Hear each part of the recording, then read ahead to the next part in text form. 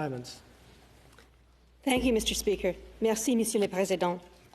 Le 12 janvier, j'ai eu l'honneur de représenter le Sénat du Canada lors d'une cérémonie visant à rendre hommage aux victimes d'écrasement de vol 752 de Ukraine International Airlines. La cérémonie a eu lieu à l'Université d'Alberta.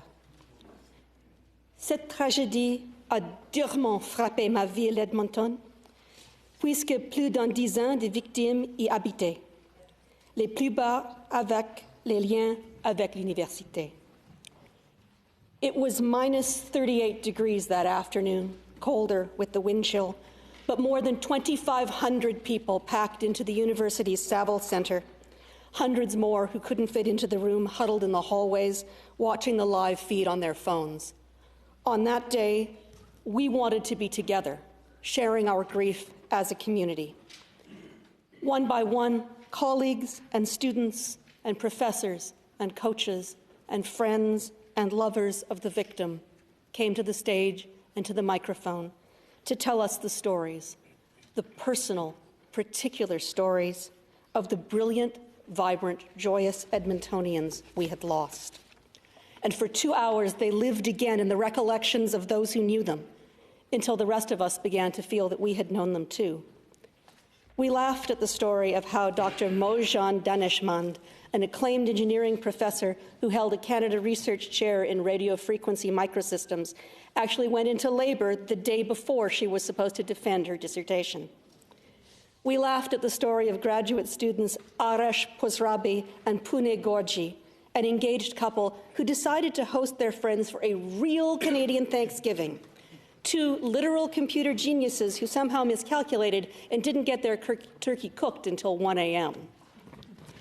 We laughed at the story of devoted sisters Sarah and Saba Sadat, gifted young scientists and puckish peacemakers who once locked two of their best friends who were having a fight in a car until they made up, and who were fiercely proud of their mother, Dr. Shifuke Chopenajad, a physician who had requalified to work as an obstetrician in Edmonton. But our laughter was bittersweet, knowing that Mojan, her husband, Pedram Mosavi, another beloved U of A engineering professor, and their two young daughters, Daria, 14, and Dorina, 9, would never come back to Edmonton, back to the community they loved. That Dorina would never play another soccer game. Nous avons ri et pleuré en même temps, sachant que Arash et Pune, qui s'étaient mariés en Iran seulement 7 jours avant leur décès, n'organisaient plus jamais de dîner, et que Sarah et Saba n'aideront plus jamais leurs amis. All those extraordinary lives blown right out of the sky. One moment from the ceremony haunts me. A singer was invited to the stage to perform what we were told was a beloved Persian song. Overcome with emotion, his voice faltered. And then from the audience, people who knew him joined in, singing along with him until he could regain his composure, supporting him to the end of the music. Now it's our turn.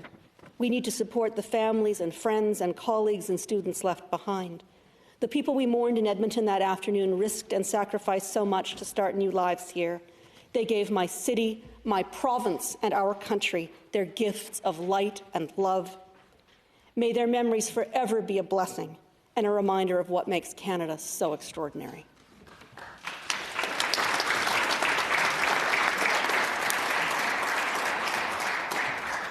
Senator Kuchar.